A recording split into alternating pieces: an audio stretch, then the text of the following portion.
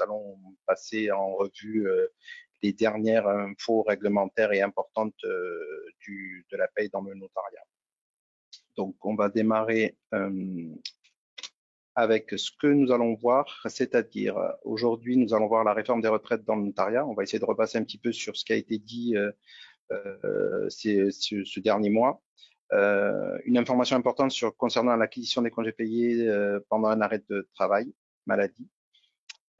On passera aussi sur les changements importants pour l'année 2024-2025 et après les enjeux d'un passage sur le nouveau logiciel de paye Talent, puisque aujourd'hui, comme vous le savez tous, WillPay arrive en fin de vie et il devrait disparaître d'ici début d'année 2024 pour laisser place au nouveau logiciel de paye Talent.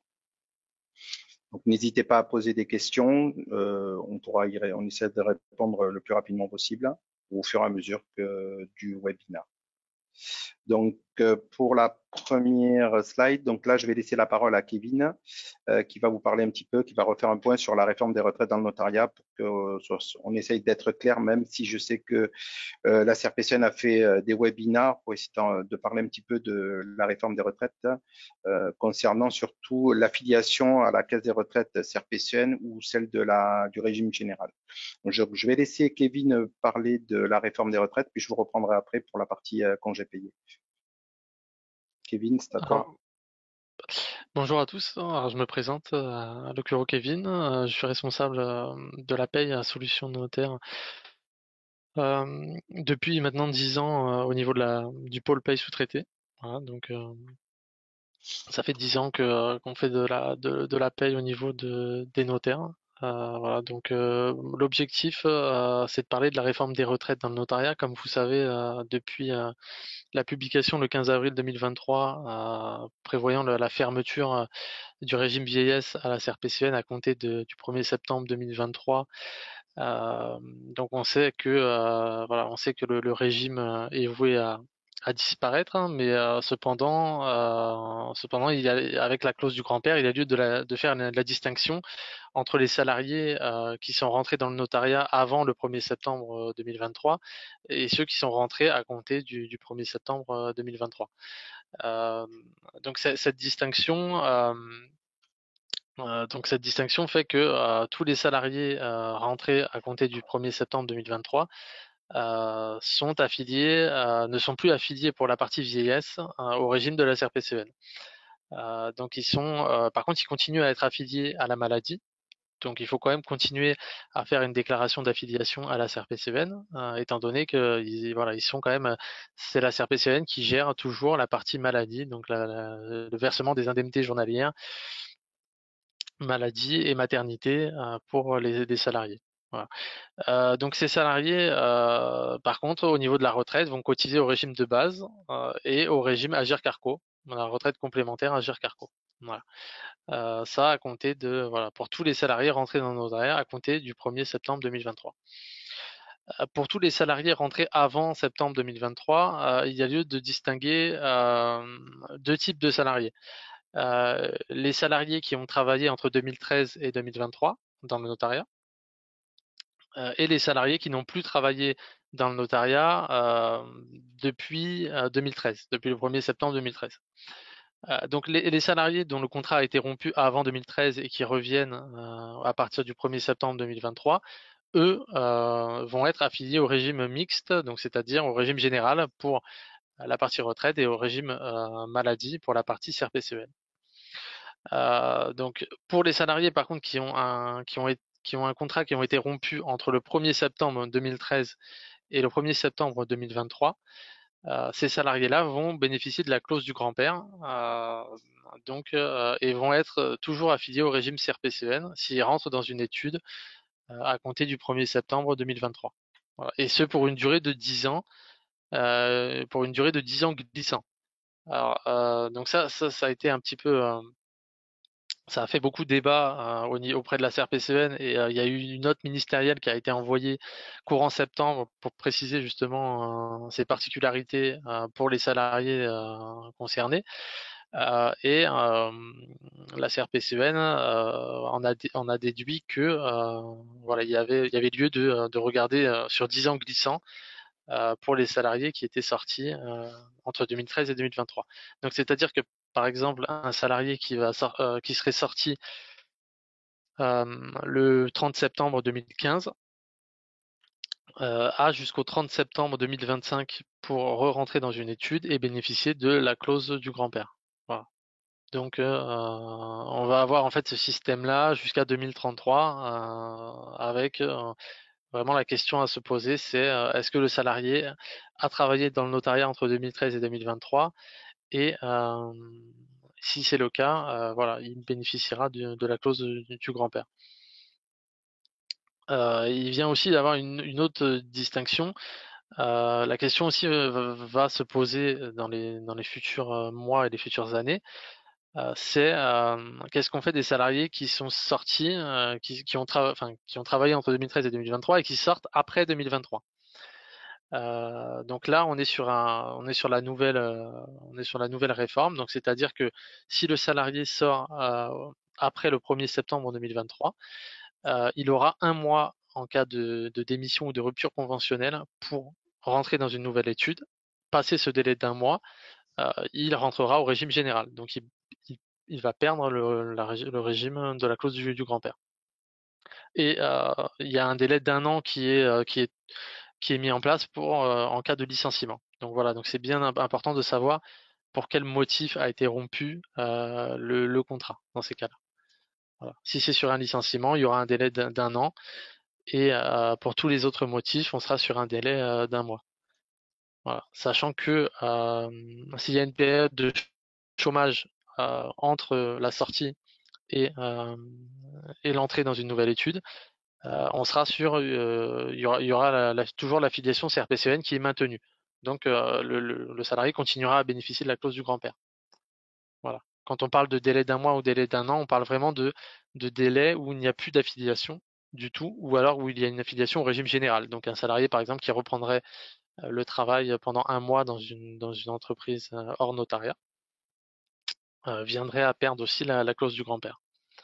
Voilà. Donc on attend encore d'autres précisions du gouvernement qui doit normalement apporter des décrets en fin d'année, la 2023, notamment pour tout ce qui est congé sabbatique, congé sans solde ou des choses comme ça, ou congé parental, où on n'a pas encore vraiment toutes les informations. Voilà. Donc, il est très important aussi quand il y a un doute, de communiquer avec la CRPCN, d'envoyer rapidement l'affiliation à la CRPCN parce que normalement la CRPCN va renvoyer un courrier. Donc, en réponse de l'affiliation, on va renvoyer un courrier aux études en précisant bien quel régime doit être appliqué pour le salarié en question. Parce que là, on voit vraiment que c'est du cas par cas euh, au niveau des salariés. Donc ce courrier est vraiment très important. Souvent, il arrivera peut-être en décalage de la paye et il faudra peut-être refaire la paye ensuite si on s'est trompé de régime. Mais il faut vraiment faire attention à ça parce que ça va avoir un impact sur les cotisations des salariés. Voilà. En termes de paye, nous, dans le logiciel, on a créé un nouveau régime qui est le régime URSSAF-CRPCN, donc pour tous les salariés concernés par la réforme et qui ne bénéficient pas de la clause du grand-père, en fait, vont cotiser donc sur la partie maladie. Au niveau salarial, il n'y a plus de cotisation depuis 2019, mais c'est au niveau patronal que ça se joue au niveau maladie. Donc, ils continueront à cotiser à la CRPCN en patronal au niveau de la maladie. Et au niveau salarial, ils n'auront plus la cotisation CRPCN à 13,03%, mais ils vont passer sur du régime Agirc-Arrco, donc retraite de base et retraite complémentaire, avec du plafonné et déplafonné. Voilà.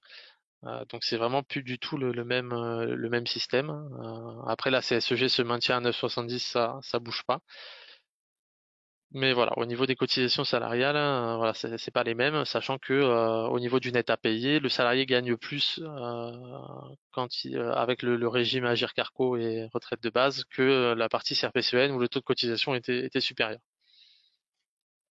Voilà, donc c'est des éléments qu'il faut prendre en compte et bien faire attention dans la paye. Voilà.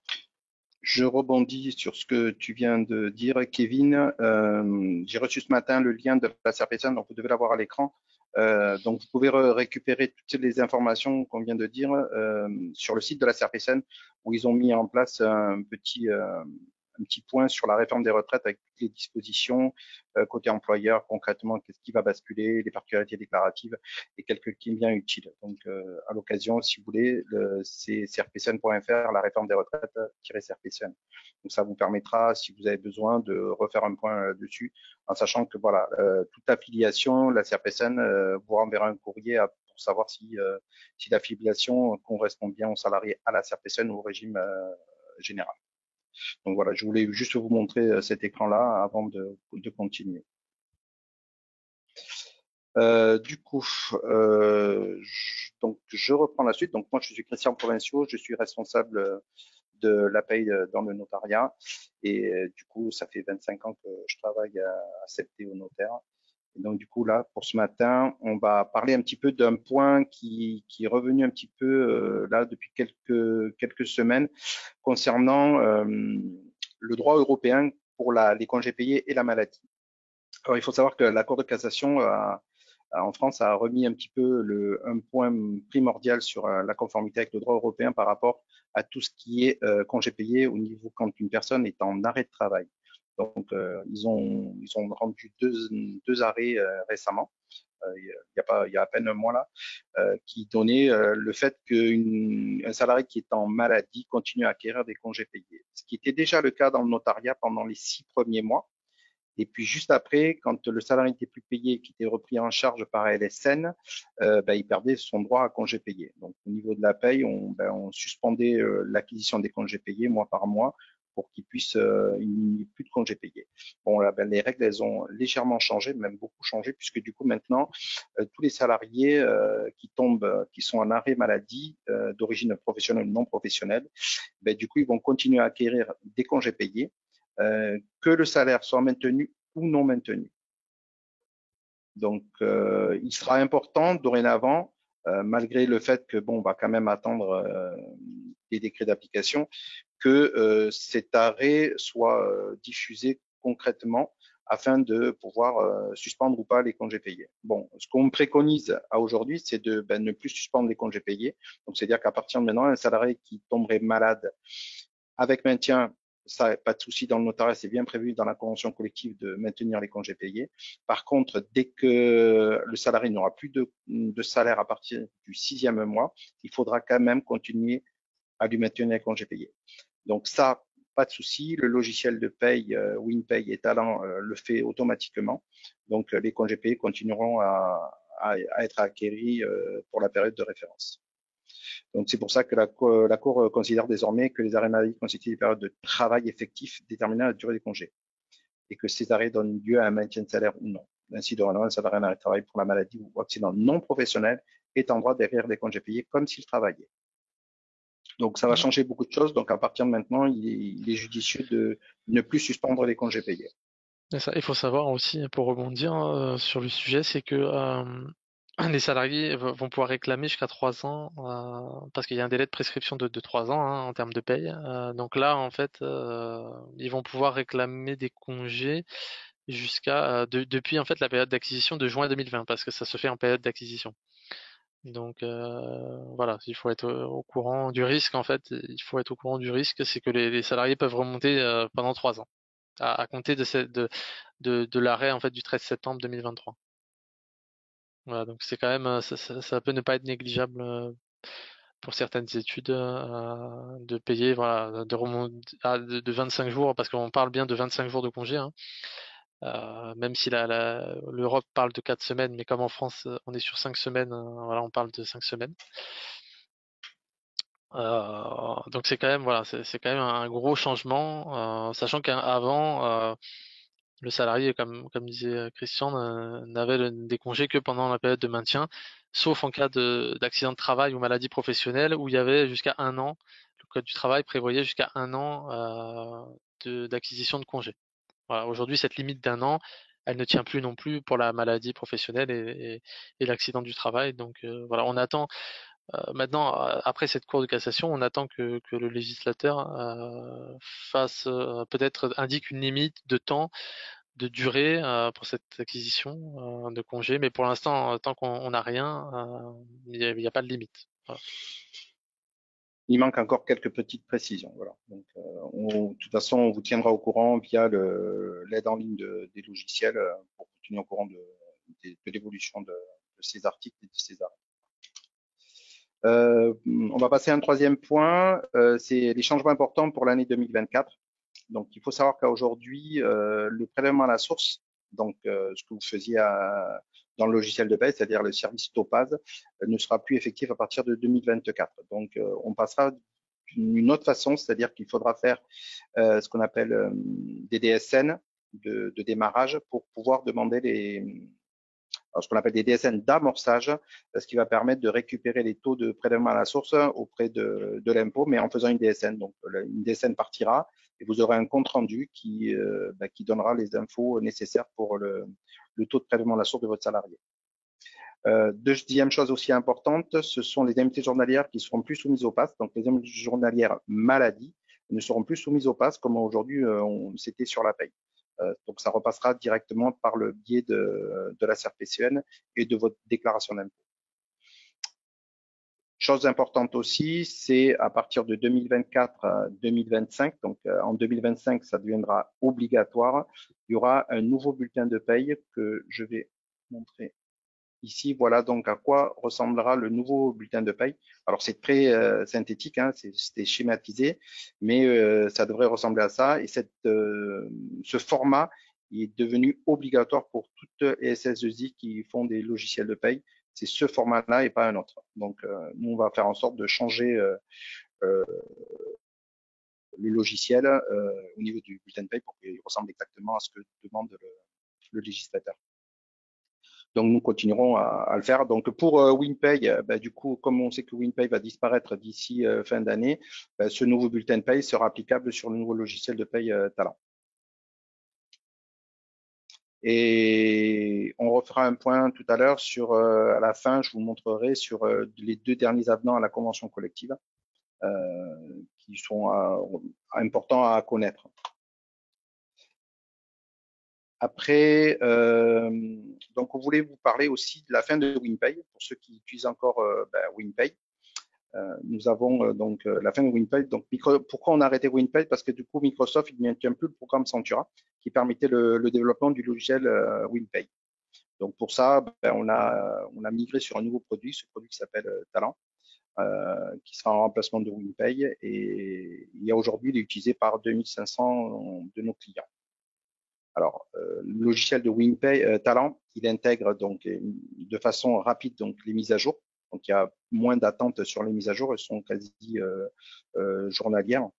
Le module de congé payé. Donc, sur le module de congé payé, les salariés à partir de e-note pourront faire des demandes de congé payé, RTT, congé sans solde, télétravail et formation. Et ces demandes-là seront soumises à un valideur ou 2 valideurs. Ça peut être un notaire, un comptable ou les 2 en même temps. Et à partir de là, ça remontera dans la paye. Nous avons embarqué une GED qui permettra de stocker des documents concernant le salarié.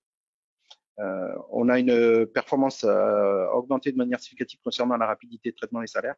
Donc, on a divisé le temps quasiment par 10.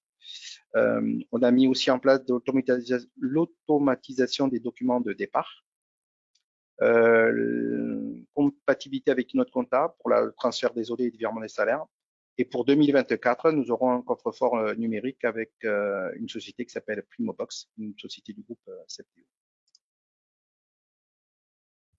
Tu reprends la suite, Kevin? Ouais. Du coup, par rapport à Talent, t'avais terminé sur Talent? Non, il reste cette partie-là. Alors, ouais. Vas-y. Alors, les avantages de Talent aujourd'hui, nous en paye sous-traité, on l'utilise désormais sur tous nos clients parce qu'on a migré l'année dernière tous nos clients. Donc, c'est un produit voilà qui fonctionne très bien aujourd'hui, qui a été développé depuis maintenant 4 ans. Donc, il est vraiment arrivé arrivé à maturation. Au niveau de l'amélioration des fonctionnalités, donc on a effectivement amélioré les performances, comme le disait Christian. Il y a aussi un travail sur la sécurité qui a été fait, notamment avec les comptes SSO, qui permet aujourd'hui de sécuriser les données qui sont voilà qui sont sensibles, les données de la paye. Donc voilà, il y a vraiment une meilleure sécurité qu'on pouvait avoir sur WinPay. Euh, donc au niveau de la compatibilité, au niveau technologie, il utilise voilà les dernières technologies, notamment le full web. Donc c'est-à-dire que vous pouvez vous connecter sur Internet. Il n'est plus installé sur un serveur, donc vous pouvez vraiment vous connecter de n'importe quel endroit de manière sécurisée. Et voilà. Euh, et voilà, enfin et ensuite l'utilisation voilà est beaucoup plus ergonomique également. Il y a eu un gros travail au niveau ergonomie et, et affichage en fait. Stabilité, surtout une Voilà, il bonne est beaucoup plus stabilité intuitif. du produit et intuitif. C'est ça, c'est ça. Donc voilà, ça c'était l'annexe du bulletin de paye que je voulais vous montrer. Et puis après les avenants à la convention collective. Les Donc avenants, ouais, je vais en parler. ouais, vas-y. Alors au niveau de l'avenant, il y a un avenant qui est important, enfin qui est en attente d'extension, c'est l'avenant sur la période d'essai, parce qu'en fait depuis le 9 septembre, euh, le droit du travail a limité les périodes d'essai à 4 mois pour les cadres, alors que dans la convention collective du notariat, on était sur 5 mois. Donc, pour pallier à ça, le CSN et les syndicats ont signé un avenant permettant en fait de mettre à jour la convention à ce nouveau texte et du coup incluant en fait un renouvellement possible pour les cadres de 2 mois. Donc, c'est-à-dire que avant pour les cadres on avait une période d'essai de 5 mois. Aujourd'hui, ça sera 4 plus 2 en renouvellement. Voilà. Donc pour les techniciens et les employés, ça change rien parce que c'était déjà conforme. Mais voilà. Donc en attendant que ça soit étendu, il faut pas appliquer 5 mois, il faut bien appliquer 4 mois parce que 5 mois, on n'est plus dans le légal. Voilà. Et ensuite, par contre, voilà, si la période d'essai doit être renouvelée, il faut bien par contre mentionner au contrat de travail que elle peut être renouvelée et dans quelles conditions. Voilà, donc il faudra bien faire attention à vos contrats de travail pour les salariés cadres, si vous souhaitez que